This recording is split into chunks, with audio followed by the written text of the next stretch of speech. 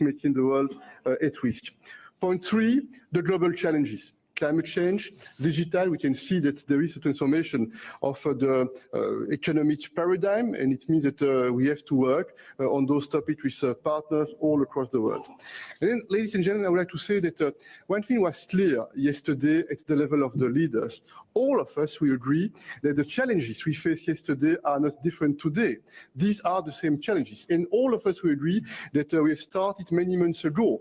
It started in Versailles, followed by Grenada in Spain, and under the Belgian presidency in April, with again the occasion to identify our common challenges. In June, before the summer, we've agreed on what we call our strategic agenda. In fact, this is the plan, the EU plan to address those common challenges. And here we see a few priorities. The first one is competitiveness.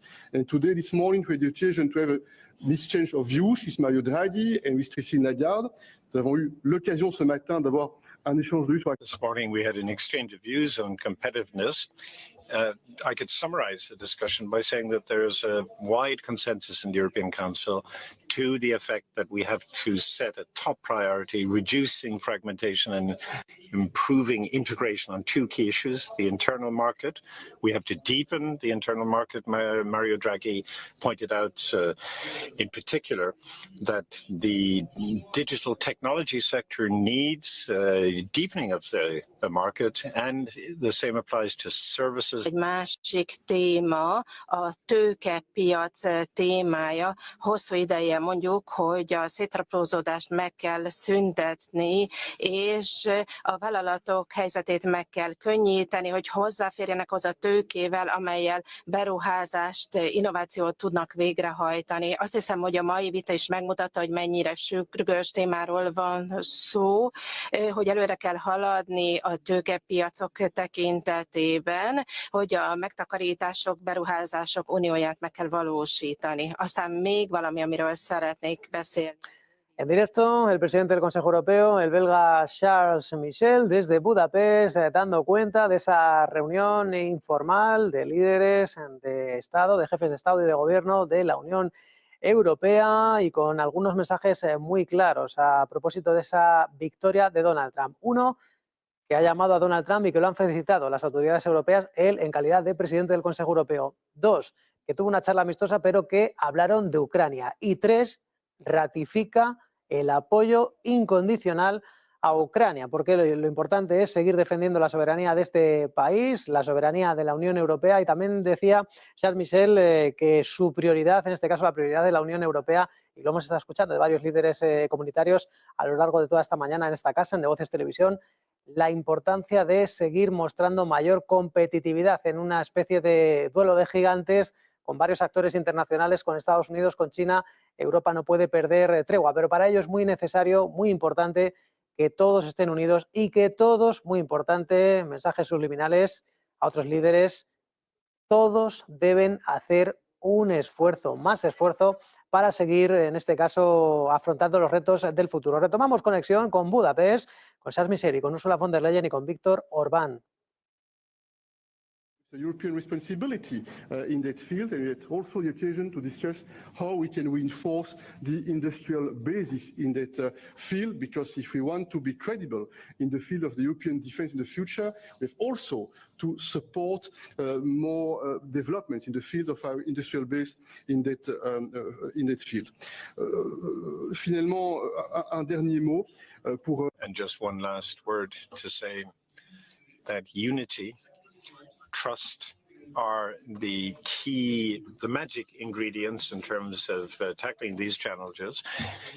Creating trust, it doesn't happen on its own. It requires mutual confidence. It requires an effort to understand the other side, even when you don't agree.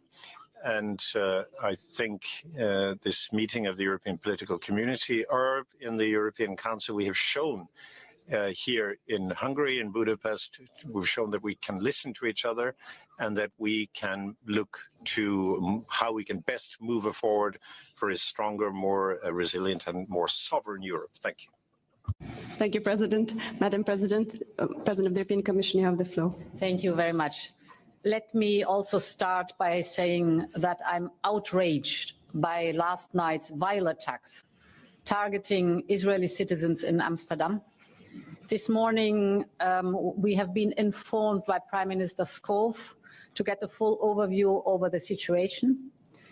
I strongly condemn these unacceptable acts. Anti-Semitism has absolutely no place in Europe, and we are determined to fight it and to fight all forms of hatred. We want Jewish life and culture to thrive in Europe. Let me turn to the meeting here we had today of the informal meeting of the European Council.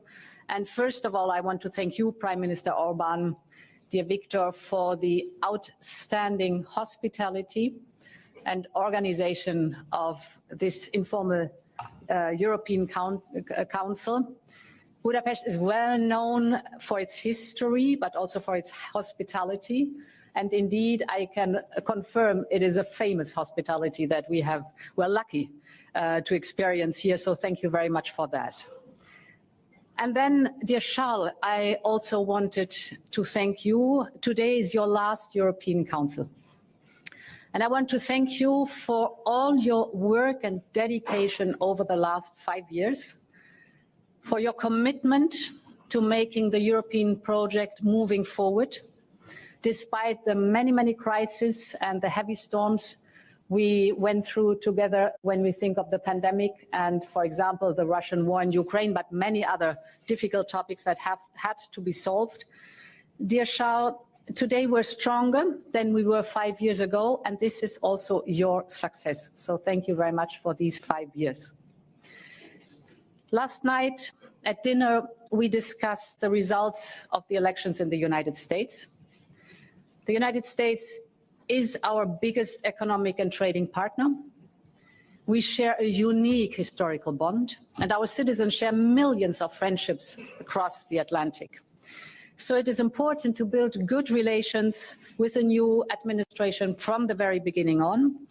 And this is how we will continue to shape the positive transatlantic agenda. I had the opportunity yesterday afternoon to congratulate Donald J. Trump on the phone early on. We discussed, among others, the topic of Ukraine and defense, trade and energy. And it was a brief discussion about these topics. And of course, I'm looking forward to develop these topics together. Today, our main issue was Europe's competitiveness. And we first of all mapped our strength.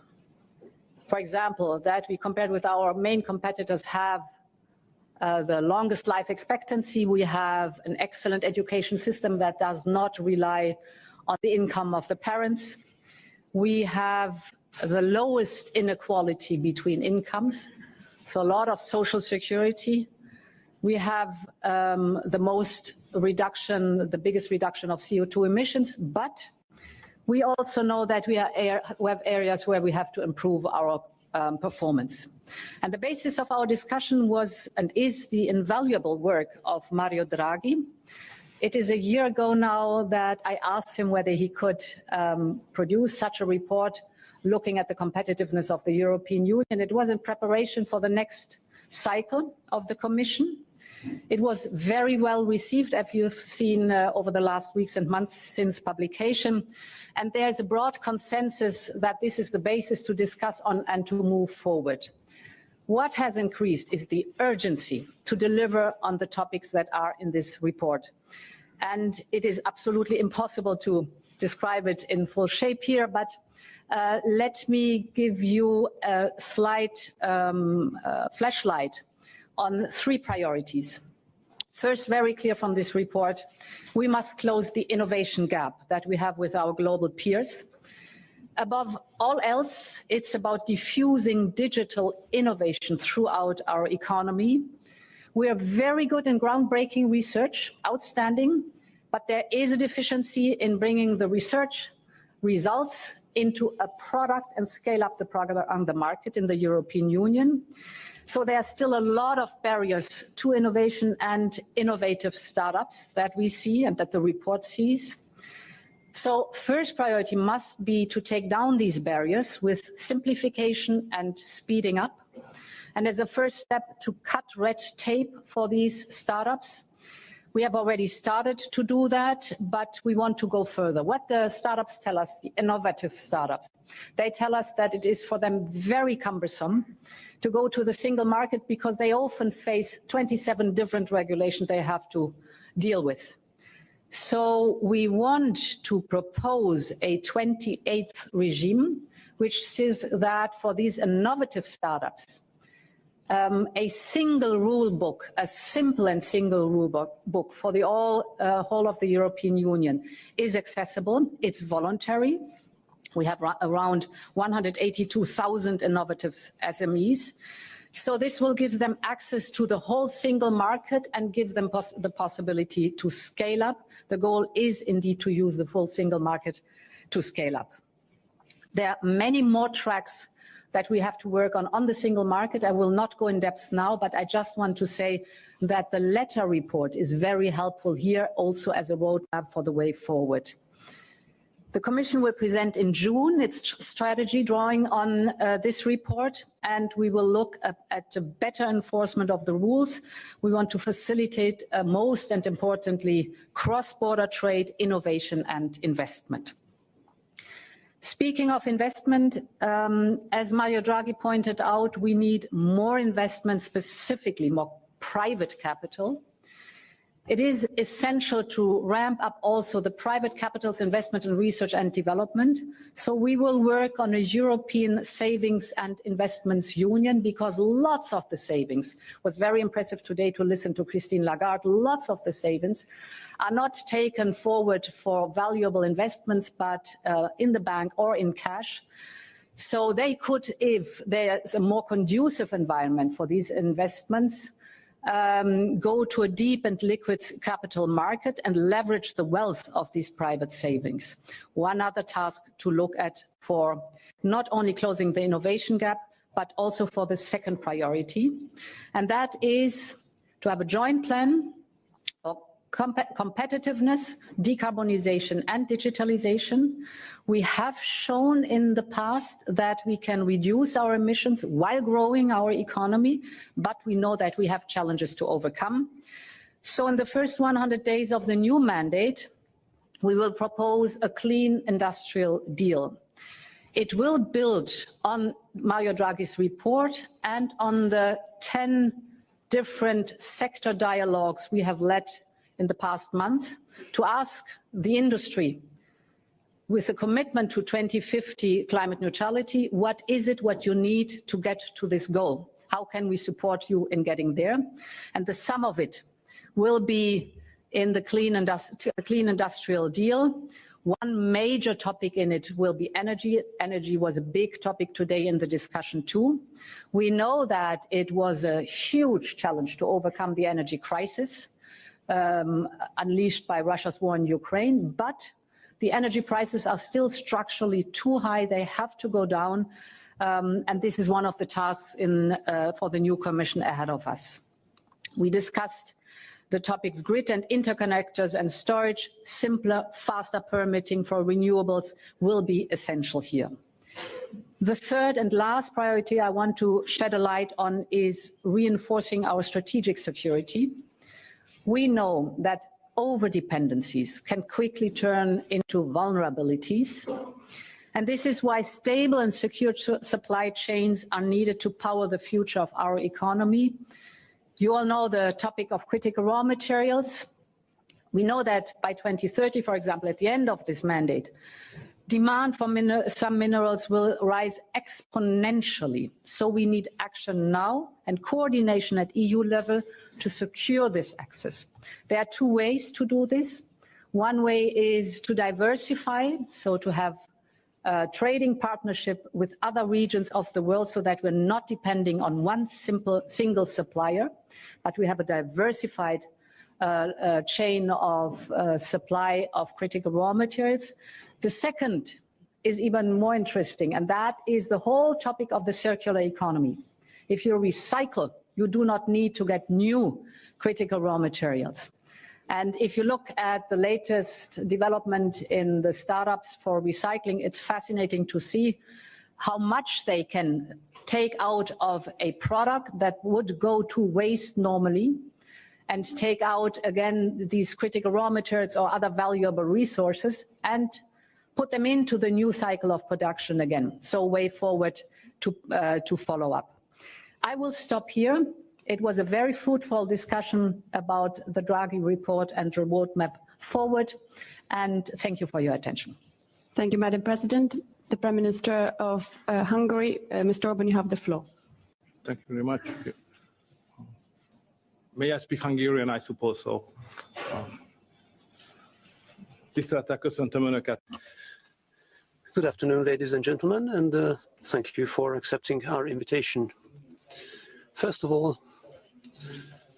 in the name of Hungary, I'd like to condemn the anti-Semitic actions that took place in Amsterdam.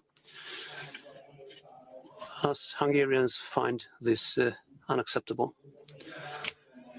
You are now visiting a country, those of course who are foreign participants here, so you are visiting a city that has perhaps the largest synagogue of Europe and the country's largest Catholic cathedral within a stone's throw of each other. And this closeness and living together is a symbol of the Hungarian way of life. Hungary and Budapest is a site where various cultures meet, east and west, north and south, and we live together in peace and security. And I hope that Amsterdam will be able to achieve that once again in the future.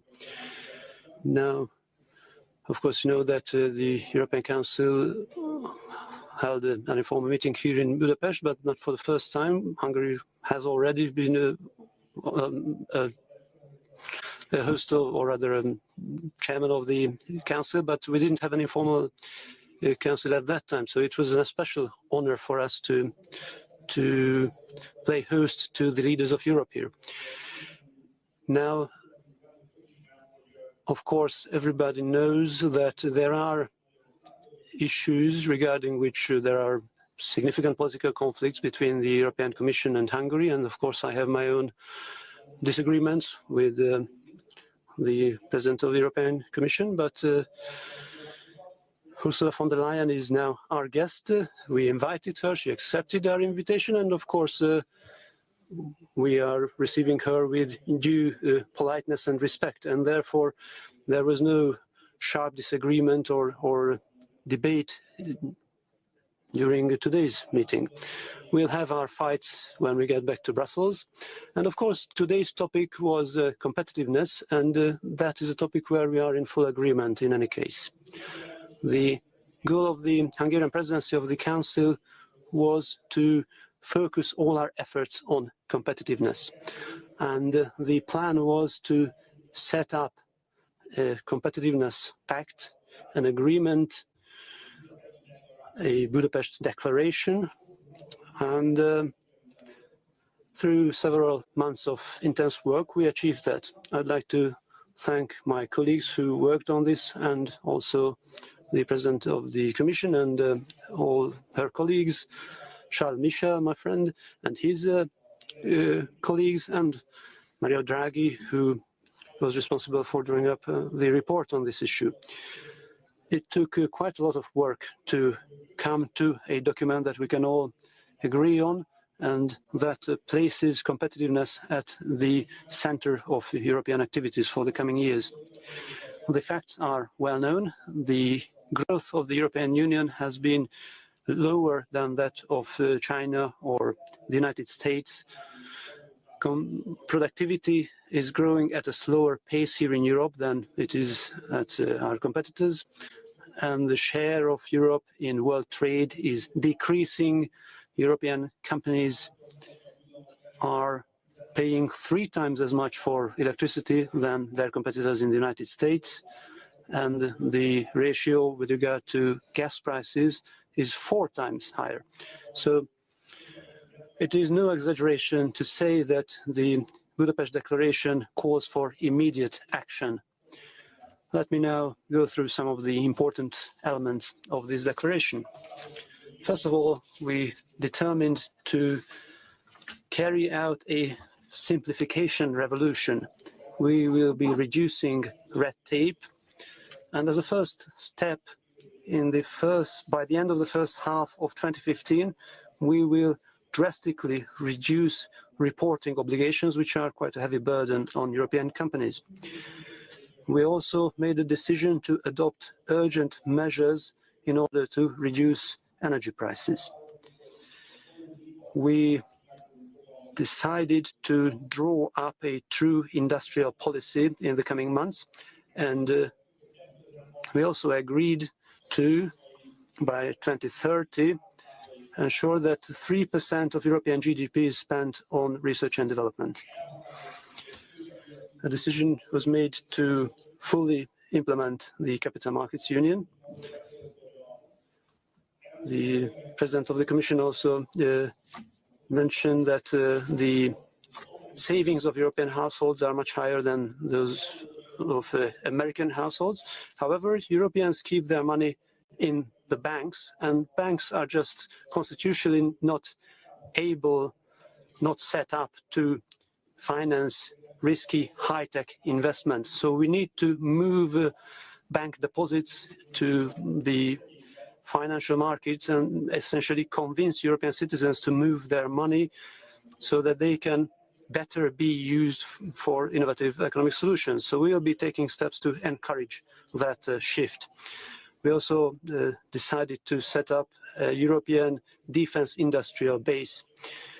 We agreed that the focus of the next 5 years will be competitiveness, and we agreed that all upcoming legislative proposals will have to be accompanied by a competitiveness test in order to ensure that we are well informed about the impact of each new piece of legislation on competitiveness.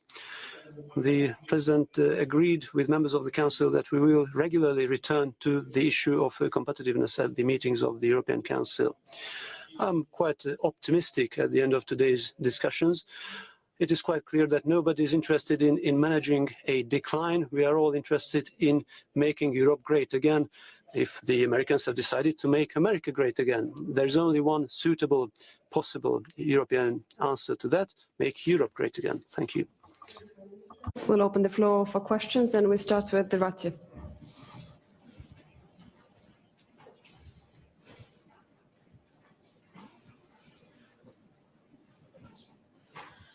Thank you. Razia Akoc, AFP News Agency. My first question will go to the European Commission President and the European Council Chief.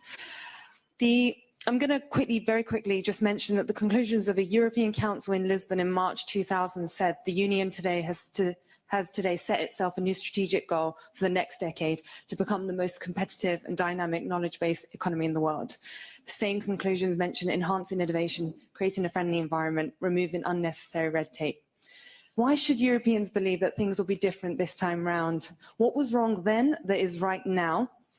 And my question for European Commission President and for the host Prime Minister Orbán, if he'd also like to comment on this. So Trump is returning. Is Europe ready for whatever trade measures, even trade war, that he might unleash this time round? Thank you. So, should I start? Okay.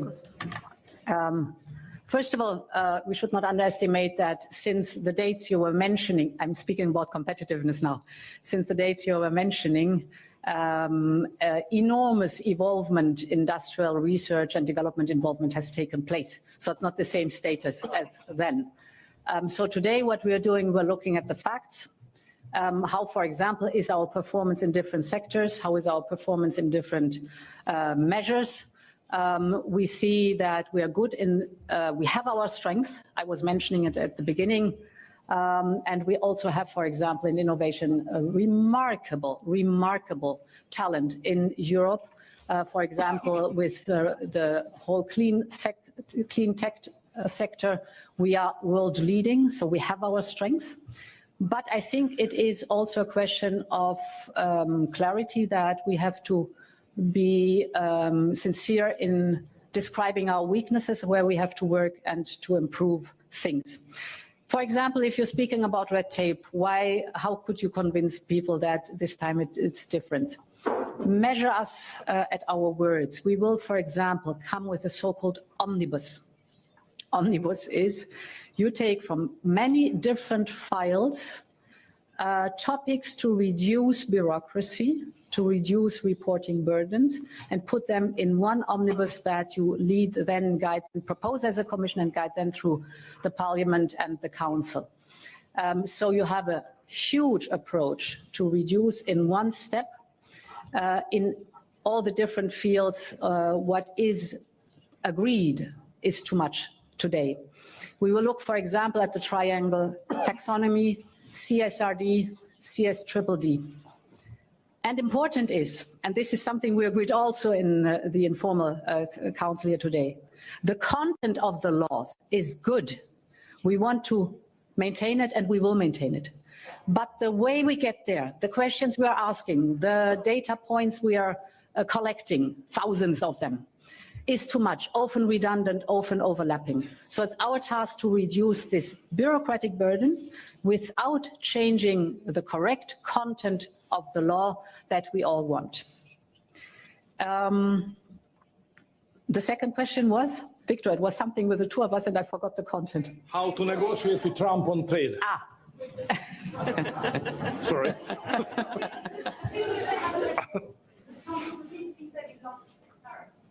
Yes. So I think, first of all, engage. Very important. What we have started yesterday. Secondly, discuss about common interests. And there are common interests that we have. So, and then go into negotiations. Common interests are, for example, this is one topic that we touched upon. I would not say discuss, but we touched upon yesterday. It's the whole topic of LNG. We still get a lot of LNG via Russia, from Russia. And why not replace it by American LNG, which is cheaper for us and brings down our energy prices, but is something where we can get into a discussion, also what our trade deficit is concerned. So engage, look at common interest, and then negotiate. Could I just add two comments? On the first point, I think we sent a message yesterday. We want to engage, and it's President Trump made this point as well, his willingness to engage. On your first question, competitiveness and what's changed, well, very briefly, for 5 years, over the last 5 years, the world has changed a lot, and the European Union has also changed a lot over that time. When, you know, a lot has changed since Jacques Delors came up with this great idea. At the time, we excluded telecoms, the financial markets, and energy. But over the last 2 or 3 years, there's a lot. We've seen a lot more political convergence on, you know, when it comes to what we can do together in order to boost our economic base. So there's now fairly broad consensus on this idea, the fact that, you know, energy may be a national competence, but we need to work together more on that to push energy prices down and to build interconnections. You know, I mean, energy is crucial when it comes to strategic security. And the same thing applies to financial markets. This is a lever that allows us to leverage investment, innovation, and the same applies to telecoms, AI, and digital affairs. Very briefly, I think these issues dominated the European Council, which was not the case in the past. We want to have a paradigm, and we want to build an environment of trust in investors, amongst operators. You know, it's all very well having good intentions, but that brings with it a lot of bureaucracy. We need to change that around so that we can boost the competitiveness of our businesses. And this is very important. Viktor Orbán gave us some examples. The figures show that we're lagging behind our partners and competitors, and now is the time to act. We've got the Letter report, the Draghi report, and these are messages, you know, really is a time for us to act. Thank you.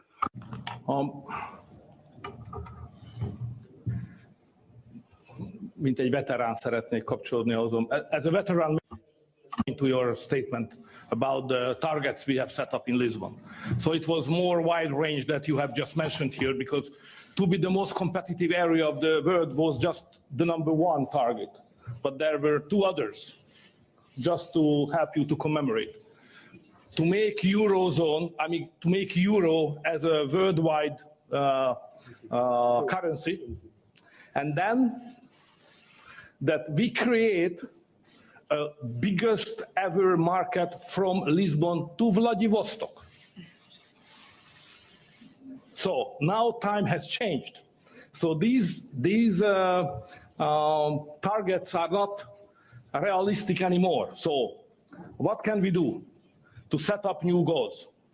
And the answer to your question, what is the guarantee that these goals will be achieved, unlike the previous one? The answer is it depends on the leaders. It's a leadership issue. So if the leaders are good, they can achieve their goals.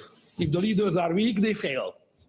So look at the Hungarian presidency. Yeah, the reason why I'm very much optimistic, look at the Hungarian presidency. Everybody said that, oh, we are isolated, Hungary is not loved, at least not liked. Sooner or later it will be a failure, it cannot be successful. Even the Budapest meeting will not happen because the leaders will not come. Or, you know the story. And what is the end of the story? The end of the story is that we are here. We cooperated very well. We had a fantastic summit, and we accepted a pact on competitiveness, which everybody said it's impossible to put together. We did so. So leadership issue. So we trust each other. As good leaders, we are able to achieve all the goals we just have set up on competitiveness just now. So the answer is self-confidence. The same goes to negotiation with the President of the United States. It will be not easy. It will be a tough negotiation, because obvious that he will come up with trade ideas, surely serving the interest of the United States more than the European interest. We have to stand up and we have to negotiate, and at the end of the day we have to make a deal. The question is how good we are, how strong we are, how innovative we are. If we are good enough, we will make a good deal, and I hope so we will. Take a question from the Hungarian colleague Laszlo.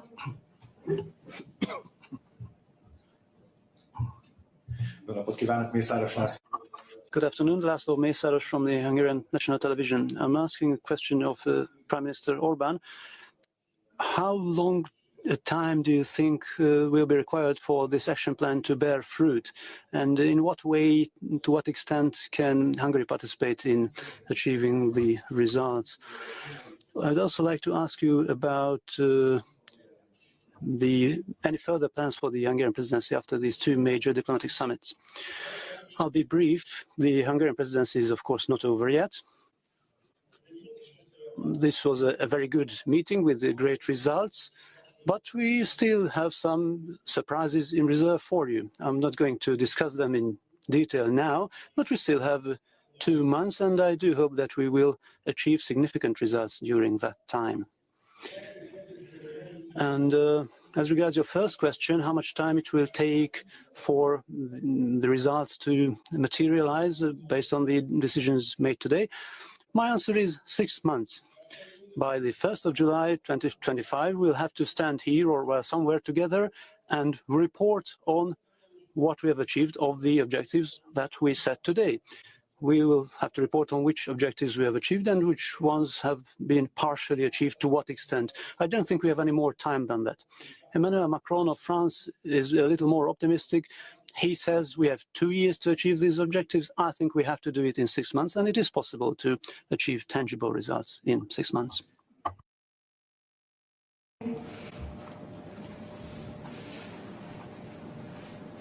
So much. Henry Foy, Financial Times. Question to the 2 presidents.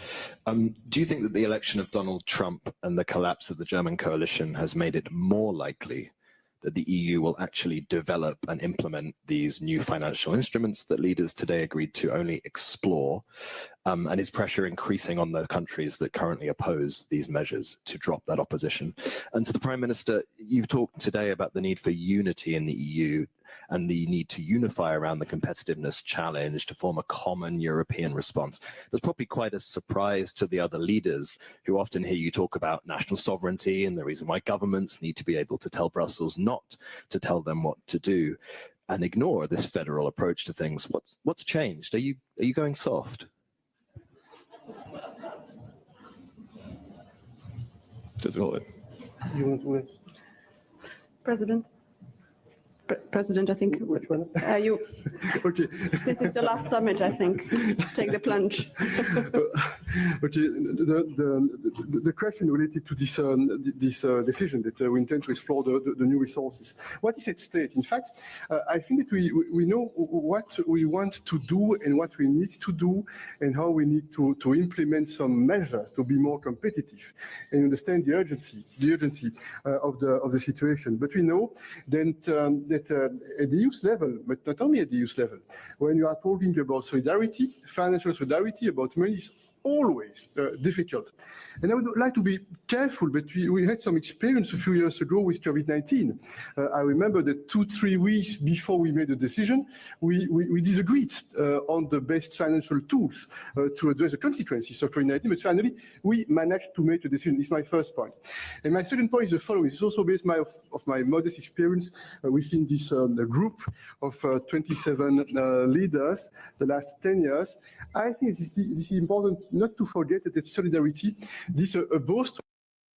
On the one hand, it's a question of financial support and financial means that we dedicate to reach some common goals. This is one part of the story. Another part of the story is related to the reforms, the structural reforms, so that the trust is guaranteed on both sides. And I remember that what made the difference a few years ago when we had an agreement on the multi-annual framework is this trust. It's because we understood that through the tools that we were putting in place, it was not only a one-side approach. It was an approach based on the idea that solidarity is not only a question of money. This is a question of financial support, financial means, but also a question of what are the domestic reforms we are going to implement so that we guarantee more trust among us. So I will answer this question independent of singular member states' developments. You were referring to the so-called new financial tools or innovative financial tools, where we agreed in the conclusions to explore them. And I think it was very clear, if I may, one step backwards, we need more private investment, but this is on a different sheet of paper. We need more public investment. If we look at all the needs that are out there, starting with security and defense, and going to the topic, for example, of supporting our innovative industries. The approach has to be very clear. We first have to define our priorities, indeed.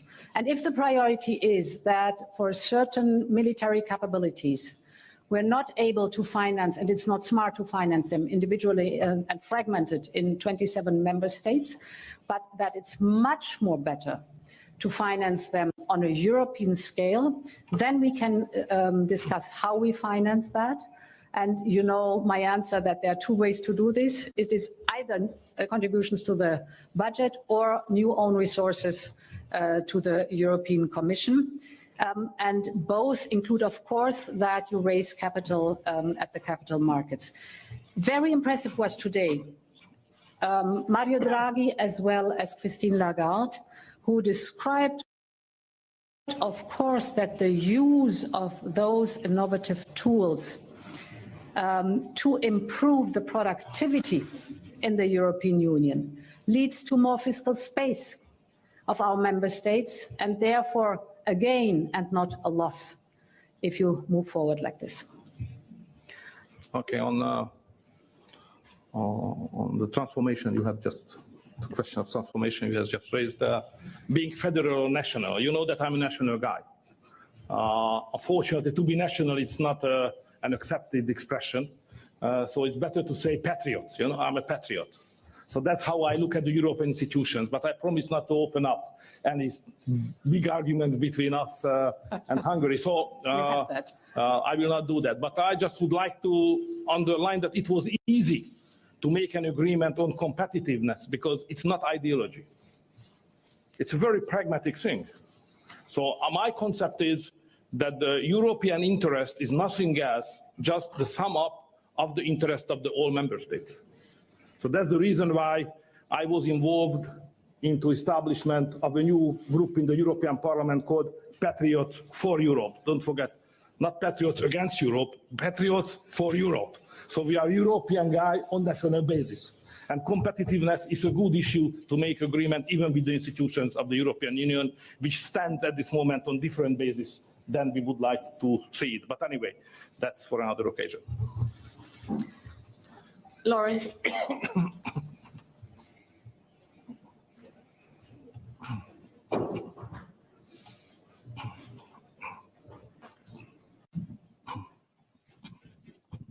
Thanks a lot, Lawrence Norman of the Wall Street Journal. First of all, a question for the two presidents. Nice, simple one. Can Europe plug the gap in support for Ukraine if Donald Trump cuts off aid? Can it and will it? And a question for the Prime Minister. You are making an argument that the strategy on Ukraine is not there. And I think it's true to say now that there are other leaders who agree with you in a way that wasn't true in the past. They see the situation as difficult. They know Ukraine is not winning. But in June of 2022, months into the war, you were opposing sanctions on Russia. And you were opposing giving weapons to Ukraine. You wanted Russia unpunished and Ukraine vulnerable. How is that a pro-peace position? Isn't it simply a pro-Russia position? So on the first part of your question, we have very carefully shaped the financial support for Ukraine. As you know, the 50 billion euro Ukraine facility that is there, and that we have now, in addition, the G7 loan that will give Ukraine already important relief until 2026. And you know that we have a fair share for every partner in the G7. They all contribute to this $50 billion loan that is given to Ukraine in addition. But what I think is more important that we discuss with our American friends also the fact that Russia is not only a threat to Europe, but a threat to the global security as a whole. Because Russia is not only an autocratic state, it is threatening democracies, but it is also increasingly becoming aligned with others like Iran, North Korea, and together with China, fueling this war. And I think this is an argument where we also have to be very clear with our American friends. We see that technology from China and Iran is used by Russia on the battlefield. This shows that the security of the Indo-Pacific and Europe are interconnected, and so are the European and the United States interests in this cause. Two quick points on my side. The first point, since the beginning of this full-scale invasion, we've always been following one important principle: nothing about Ukraine without the Ukrainians. And this is still, I think, a very important principle for the future, point one.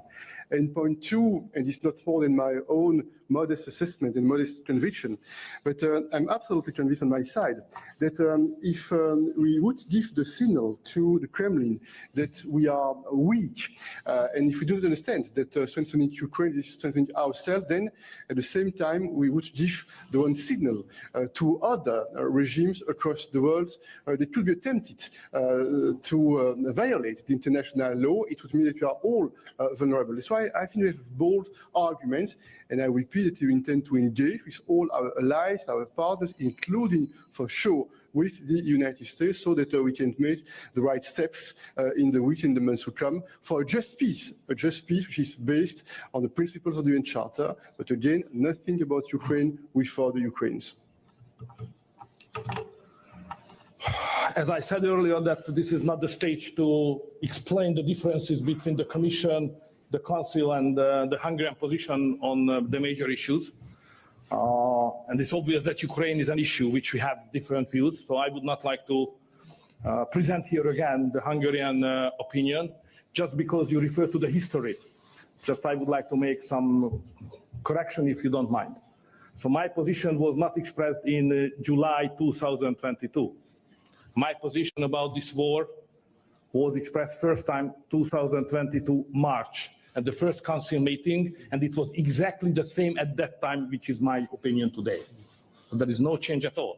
My estimation on the situation was exactly 2 years ago than it is today, and I had some forecast even that time how will we find ourselves, which situation 2 or 3 years later anyway, but this is not a discussion for that.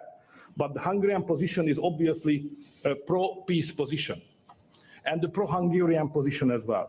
Don't forget that when the Ukrainian war has started, we launched the biggest ever humanitarian aid to Ukraine. So we have them, but we have no intention to be part of that military conflict, not in the slightest sense. So we remain in the field of humanitarians. Hungary is very tough on migration issue, as you know. But when the war erupted, we immediately opened the border for the Ukrainian refugees and let them to come, and we have them much. Hundreds of thousands arrived and got all the aid and help what they have needed.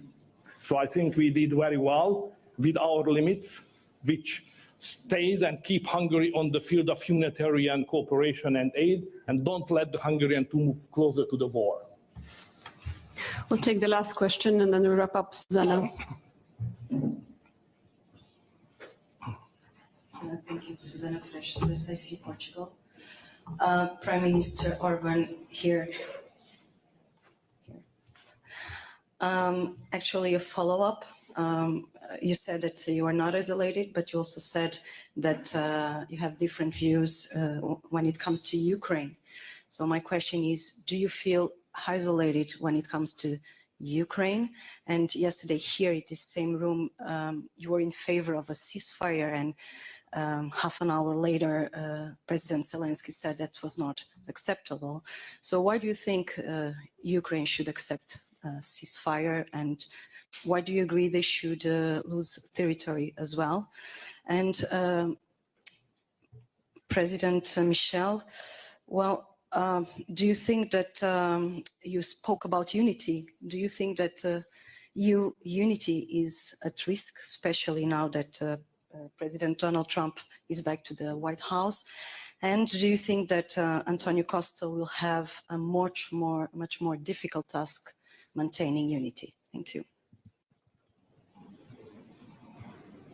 I can start very briefly, because I made several times the same point. In fact, unity is never taken for granted. It requires a lot of effort. It requires a lot of trust and mutual understanding and mutual respect. But I think that the European Council, we see the same challenges, and we understand what is at stake.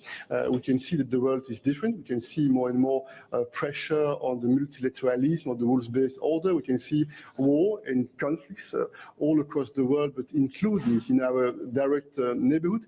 And we can see that a fundamental challenge for the future is related to what we have just discussed, competitiveness, so we can manage to strengthen our economic base. And I never forget that the promises of the founding fathers, peace, security, and prosperity, this is our compass.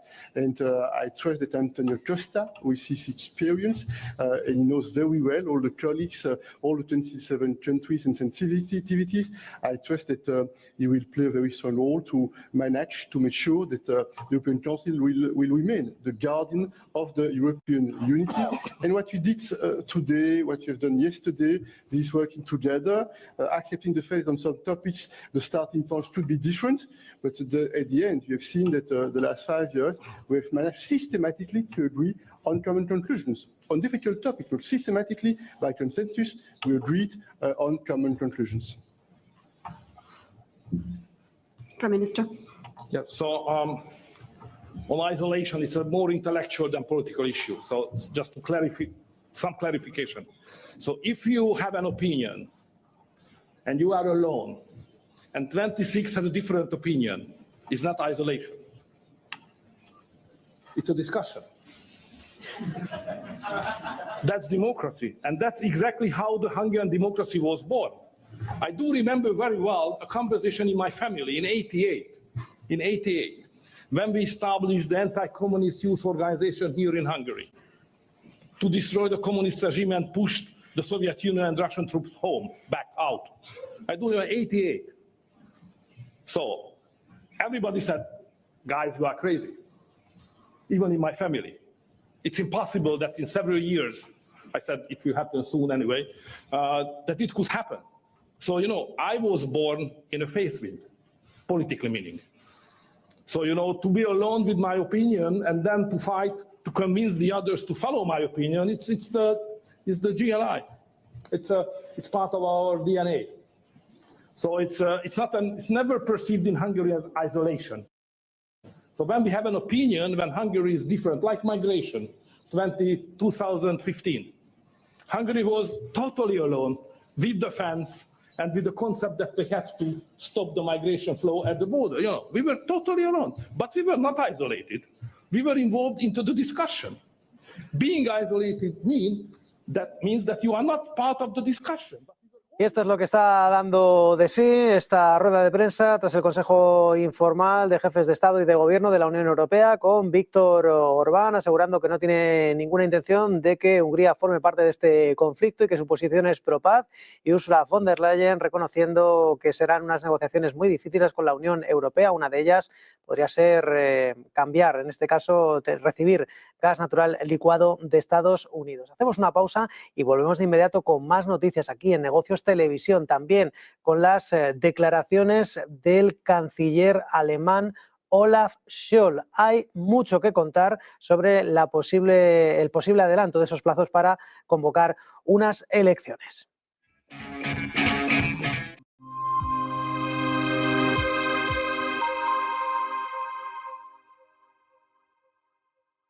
¿Las soluciones de inversión tradicionales ya no cumplen con sus objetivos financieros?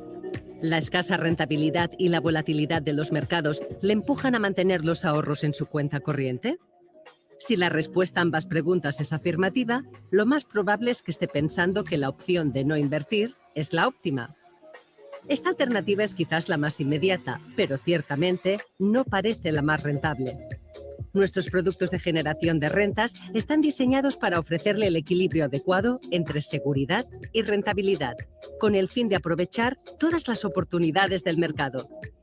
Hemos revisado nuestro enfoque tradicional, ampliando el espectro de oportunidades dentro del segmento de rentas para una inversión que le prepare mejor para el futuro. Y con la integración de los principios ESG, podemos ayudar a construir un futuro más verde para todos los inversores que buscan rentabilidad. No se conforme con la liquidez.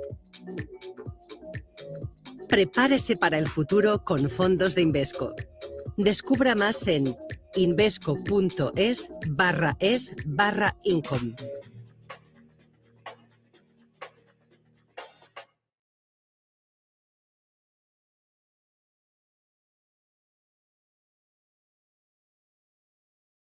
Mudarte de ciudad es un gran cambio y alquilar tu casa puede parecer arriesgado. ¿Estará tu vivienda protegida? Con SEAC, olvídate de preocupaciones. Nosotros garantizamos tu renta, pase lo que pase. Disfruta de tu nueva etapa con total confianza. Alquila tranquilo. SEAC responde. Silver Gold Patrimonio nace en 2018 con el objetivo de innovar en el mercado de los metales preciosos de inversión, ofreciendo nuevas alternativas para que cualquier persona, familia o empresa pueda entrar en el fantástico mundo de los metales de inversión de forma sencilla y acompañada por consultores expertos en el sector. Silver Gold Patrimonio quiere avanzar contigo.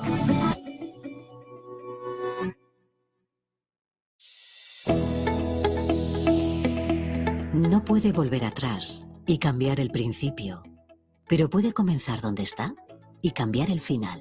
En Luna Sevilla queremos ser su asesor financiero de referencia para mejorar su presente y su futuro patrimonial, prestando nuestros servicios como agentes de Caser Asesores Financieros. Somos una empresa con una clara apuesta por la formación de calidad, la información transparente y objetiva, y por el asesoramiento financiero personalizado y continuado. Visite nuestra web lunasevilla.es o llame al 91 762 3442.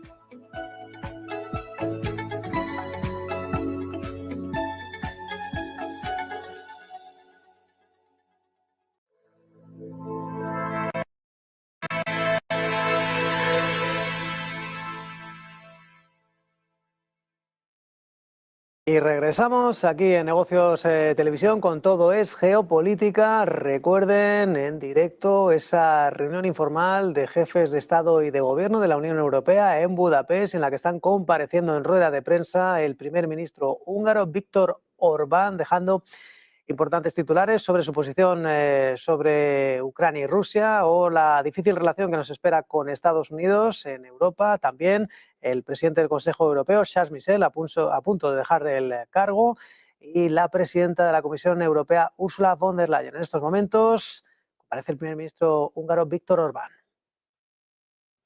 And to Moscow as well, anyway. I was criticized heavily for that. I would not like to recall all the details. But what I have done in Ukraine, not to convince the Ukrainians to do something, I just tried to explain to the president that, please, my friend, the time is not on your side. And I'm ready to help you to create somehow a ceasefire and then later on a bearable peace. I was rejected because the president said that, Viktor, this is not my point. My point is, as president of Ukraine, that the time is on our side. I said, thank you, President, I can't do more. So what I have done after that, realizing that neither of the warring parties is ready to make a ceasefire, and both of them are convinced that the time is on their side, I continue my efforts to organize a kind of international climate as broad as possible to create a pro-peace climate around the war, and then to influence the warring parties that sooner or later they have to have a ceasefire and then some negotiations, and to restore communication. So that's what I have done. I would never dare to say what should be done to the Ukrainians, their country, their future, their lives, sovereign country. But I am ready to have them as many times as I did, because the neighboring country fought heroically and they deserve a better future than as it looked like just now. Thank you. Thank you, Prime Minister. We will wrap up here at the press conference and would invite the President and the Prime Minister for a joint photo for the press.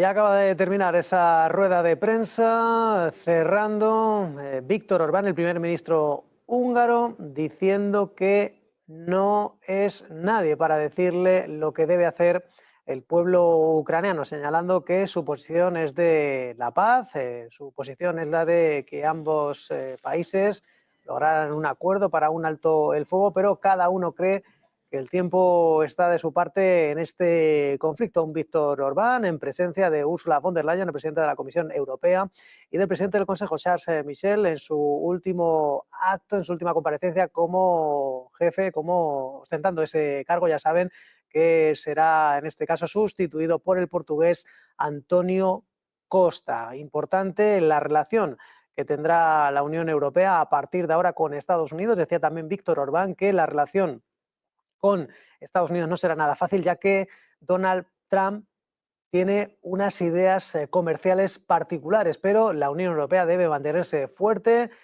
permanecer en pie y negociar. La negociación es uno de esos puntos comunes sobre los que ha girado esta comparecencia entre los tres líderes, Ursula von der Leyen y Charles Michel, las autoridades comunitarias en este caso hablando y reconociendo que el viejo continente se ha quedado rezagado respecto a otras partes del mundo, que tienen que hacer más para seguir liderando otras cuestiones. Por ejemplo, hablaban también de su liderazgo en las energías limpias, pero hace falta mucho más para tener una posición de mucho mayor liderazgo. Esto es, recuerden, lo que ha dado de sí esta comparecencia ahora se quedan con Todo es Geopolítica con Sergio Fernández. Mantenerlo además hasta junio-julio. Eso fue un grave error. Porque si esa decisión la hubieran tomado hace un año, pues a lo mejor podrían haber puesto a Kamala Harris, les habría dado tiempo a sacarla de paseo, a llevarla a todos los mítines y tal. Pero recordemos cuando ya ha sido, Biden ya ha dicho yo no me presento, se presenta Kamala y tal. Recordemos que fue a la escalerilla del avión a recibir a los espías americanos, ese intercambio de espías que hubo entre Rusia y Estados Unidos, ¿no? Recordemos que Kamala Harris allí no pintaba absolutamente nada y quedaba como un pegote. Es decir, como es la candidata, tiene que estar aquí y aparecer en la foto. ¿Quién le roba el protagonismo de esa foto? Pues Biden, que Biden sí que está allí, que Biden es el presidente, y cuando de repente ya ha salido toda la gente del avión, Biden, claro, es que era por la mañana temprano, era de madrugada, ¿no? Biden se piensa que él está allí en el aeropuerto para coger el avión, y entonces se sube al avión. Entonces, ¿de quién es la culpa de que haya ganado Trump? Pues aparte de sus virtudes, pues toda esta serie de fallos a la hora de no saber decir quién puede ser un candidato alternativo a Trump, ¿no? El mensaje que se ha lanzado durante el último año es: no tenemos a nadie mejor que a este señor para competir contra Trump. Y luego, en los últimos 3 meses, que hay que reconocer, o 4 meses, desde junio, hay que reconocer que es muy poco tiempo para vendernos la idea de que Kamala Harris es una candidata más o menos asequible y alternativa a Donald Trump. ¿Por qué? ¿Por qué digo esto? Porque durante los otros 4 años anteriores, los 3 años y medio anteriores, Kamala Harris ha estado escondida en un baúl. La han tenido escondida en un baúl, por lo que sea, porque han querido promover más a Biden, porque han querido insistir mucho en la idea de que Biden es el que está al mando, por lo que sea, pero Kamala Harris no era quien daba la cara. Y cuando da la cara resulta que todavía Biden le roba protagonismo. La única manera que yo creo que hubiera sido eficaz para, promover más a Kamala Harris es que Biden, ya que no está en sus plenas capacidades para ser candidato, pues tampoco está en sus plenas capacidades para ser presidente actualmente hasta enero. Hasta enero es presidente de Estados Unidos, pues entonces que la sustituya, ¿no? Que Kamala Harris asumiera el poder en ese momento en nombre o en el puesto de Joe Biden. Esa era la única manera en el que en estos 4 meses todavía podría haber dado la batalla, pero no ha sido así. La cuestión es que yo creo que quien dirige el Partido Demócrata pues son estas familias, ¿no? Los Obama, los Clinton, etcétera, y que al final algo me dice a mí que dentro de 3 años, o incluso menos, incluso antes, veremos quién va a ser la sustituta, insisto, la sustituta de Kamala Harris, y será muy probablemente quien pueda tener todavía alguna chance, ¿no? Alguna oportunidad para disputarle el puesto o a Donald Trump o dentro de estos 4 años a Vance o a quien se quiera presentar o a quien sea que van a presentar los republicanos. Y esa otra candidata, entiendo yo, que la única que puede hacerle sombra y que puede tener ciertas posibilidades de ganar puede ser Michelle Obama, ¿no? Porque así como Hillary Clinton se hizo bastante odiable o odiosa, yo no sé cómo decirlo, pero despertó bastantes odios y bastantes fobias entre los propios demócratas, Michelle Obama pues ha sabido cultivar una cara, un rostro mucho más amable, ¿eh? Entonces, ella todavía puede ser que tenga algún tipo de posibilidad frente al próximo candidato republicano. Pero ya digo, de momento habrá que ver qué pasa el 20 de enero y efectivamente a quien se le debe echar la culpa, entre comillas, aparte de a Trump de haber ganado, es, si queremos buscar culpables en el lado demócrata, pues son las personas que dirigen el partido y que han dirigido a Joe Biden en el último año, porque no tomaron la decisión hace un año de cambiar de candidato, de presentar a otro candidato distinto a Joe Biden. Se obcecaron en eso y ese ha sido el gran error. Pues José, lo mismo te quiero preguntar. Ay, juventud, qué buenos años, ¿eh? Lo dimos todo bailando.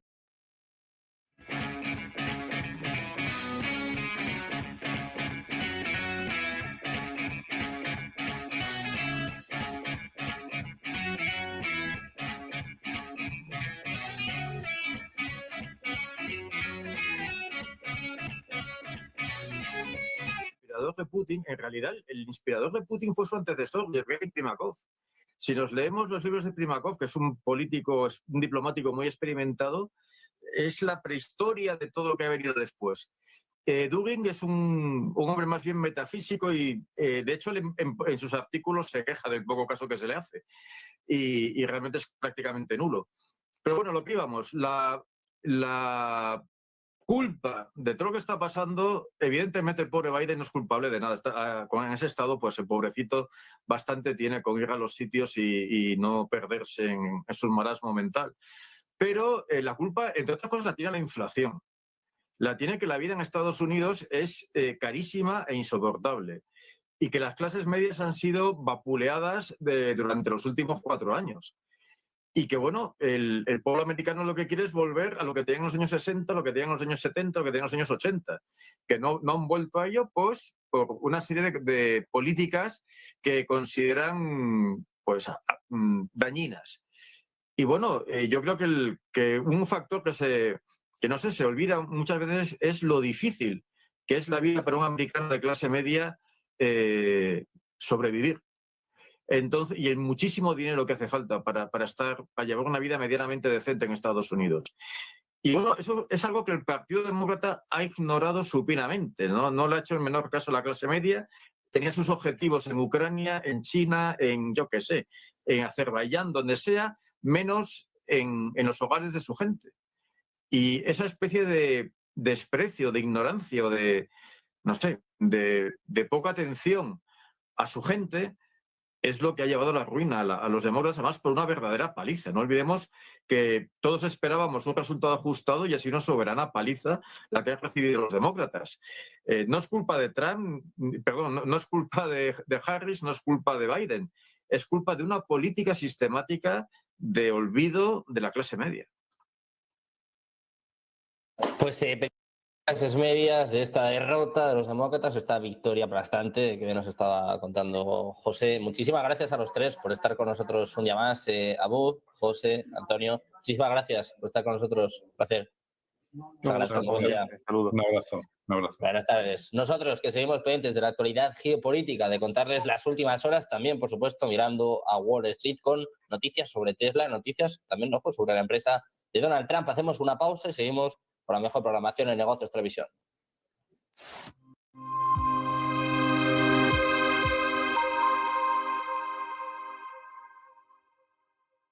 Recibes un mensaje alarmante de tu inquilino en el que te informa que no puede pagar el alquiler. No te preocupes, SEAC está aquí para ayudarte. Nuestro equipo te asegura que recibirás tu renta a tiempo. Con SEAC, tu renta está protegida. Recibes el ingreso en tu cuenta como siempre. Disfruta de la tranquilidad sabiendo que SEAC maneja el imprevisto por ti. Alquila tranquilo. SEAC responde. Los porros pueden parecer inofensivos, pero golpean tu vida hasta destrozarla. Porque esto es lo que le pasa a tu familia, a tus estudios, a tus amigos. Los daños son para siempre. No dejes que los porros destrocen tu vida. Plan Regional contra las Drogas de la Comunidad de Madrid. Silver Gold Patrimonio nace en 2018 con el objetivo de innovar en el mercado de los metales preciosos de inversión, ofreciendo nuevas alternativas para que cualquier persona, familia o empresa pueda entrar en el fantástico mundo de los metales de inversión de forma sencilla y acompañada por consultores expertos en el sector. Silver Gold Patrimonio quiere avanzar contigo.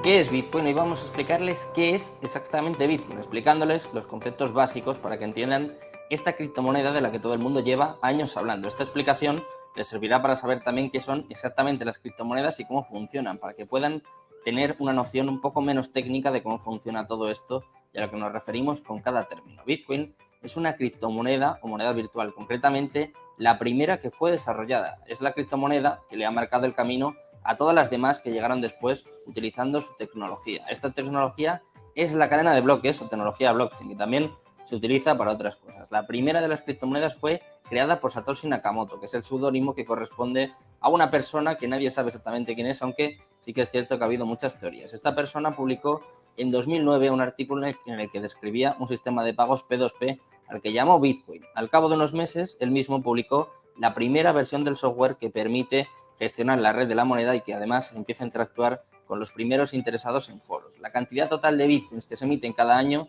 está determinada por su algoritmo y pasa lo mismo con el resto de criptomonedas. Bitcoin está desarrollado para que cada 4 años se reduzca por 2 su producción y para que solo se emitan un total de 21 millones de bitcoins. Después simplemente dejarán de crearse. Esto es una diferencia fundamental con las monedas convencionales, puesto que los bancos modifican su valor a su libre albedrío. Por lo tanto, las monedas se pueden devaluar, mientras que Bitcoin quiere ofrecer algo más de estabilidad. En definitiva, entre los usos más destacados de Bitcoin cabe mencionar los siguientes, como por ejemplo pagar utilizando estas propias criptomonedas, obtener intereses por los Bitcoins que poseas, algo similar al concepto de un depósito bancario, también obtener un préstamo utilizando como garantía tus Bitcoins, cubrir tu exposición financiera con derivados.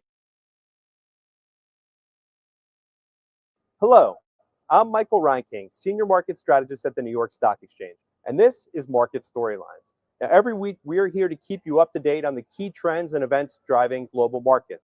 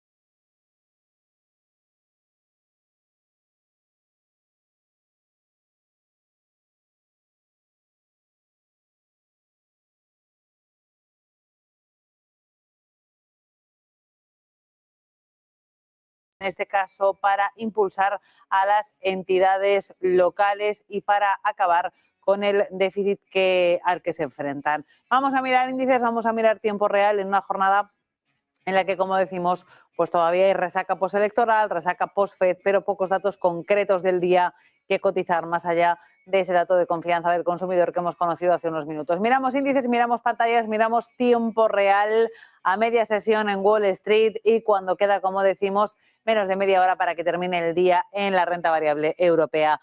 Tenemos al S&P 500 en positivo, cotizando con una revalorización del 0,29%. Recordemos que los índices de Estados Unidos se mueven en terreno de máximos históricos, 5.990 puntos para el índice S&P 500. Si miramos al Dow Jones, vemos cómo se impulsa de nuevo con cierta intensidad. Es el índice que más revalorización acumula en las últimas semanas y lo vemos cotizando con una subida del 0,63% en un nivel nunca visto. 44.000 puntos formando parte de él desde hoy Nvidia.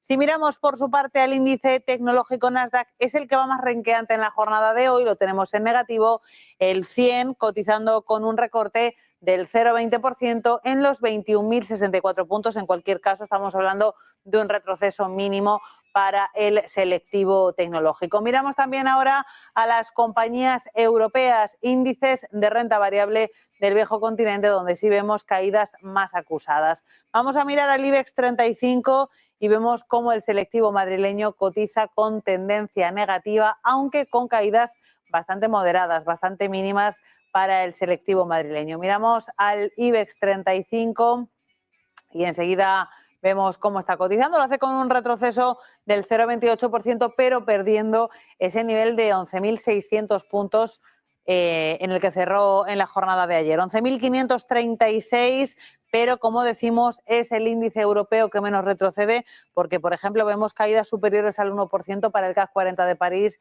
que pierde un 1,15, 7.339 puntos. Caídas también de medio punto porcentual para Milán, que pierde un 0,55% hasta los 33.793 puntos. Y en el caso del Reino Unido, la bolsa británica, el FTSE 100, retrocede un 0,89 y cotiza en los 8.068 puntos. Eso está pasando en el mercado de renta variable. Vamos a mirar también la cotización del mercado de renta fija después de haber visto en las últimas horas moderación en esos repuntes de las rentabilidades de los bonos que vimos tras la victoria de Trump. Vamos a ver ahora mismo los principales bonos soberanos, cómo están cotizando en tiempo real.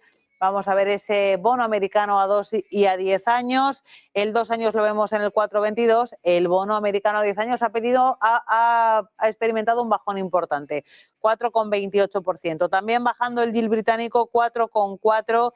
Y es intensa en este momento la caída del Bund alemán, después de que el canciller Olaf Scholz, se lo vamos a contar ahora de forma más pormenorizada, haya abierto la puerta a convocar elecciones anticipadas en el corto plazo. Bajonazo importante vemos en el Bund alemán, que cotiza en el 2,36%. Por último, bono español a 10 años. Vamos un poquito para abajo y vamos a ver cómo está cotizando en tiempo real el bono español a 10 años. Lo tenemos también experimentando un retroceso importante y situándose en el 3,1%. Miramos ahora a la principal criptomoneda, el Bitcoin, que continúa con esa intensa escalada tras la victoria de Donald Trump. Estamos hablando del activo que más se está viendo afectado en positivo, en este caso por la victoria del líder republicano. Tenemos al Bitcoin por encima de los 76.500 puntos, consolidando máximos históricos, avanzando en esos niveles, avanza un 0,84% en tiempo real,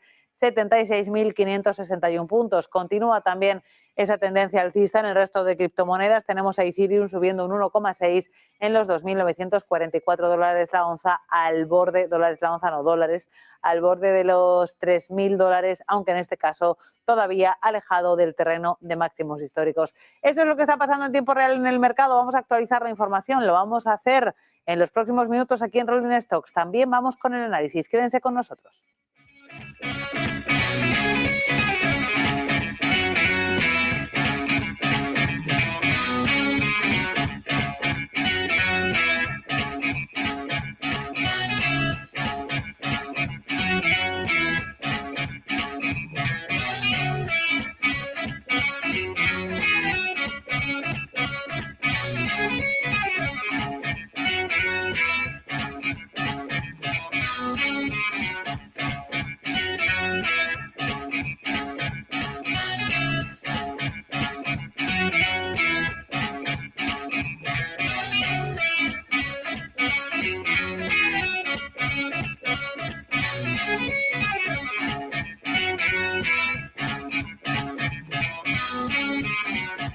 Y empezamos hablándoles de Tesla. La compañía no afloja y sigue celebrando en bolsa la victoria de Donald Trump, que previsiblemente beneficiará al fabricante de vehículos eléctricos por los aranceles que planea sobre los coches chinos y por su afinidad con Elon Musk, fundador de la compañía y reconocido amigo del nuevo presidente de Estados Unidos, que de hecho puede tener un papel protagonista en su nueva administración. Las acciones de la compañía están subiendo en tiempo real casi un 6% y acumulan ganancias superiores al 20% en la semana. Concretamente, en los últimos 5 días se revaloriza el título de Tesla cerca de un 29%, un 28,4%. Esta situación ha llevado a la compañía a superar en los últimos minutos el $1 billón de capitalización. En tiempo real, como decimos, tenemos los títulos de Tesla subiendo un 5,6%, cotizando en $313,75. Y también hay que destacar que las acciones de Transmedia también continúan disparadas, continúan escalando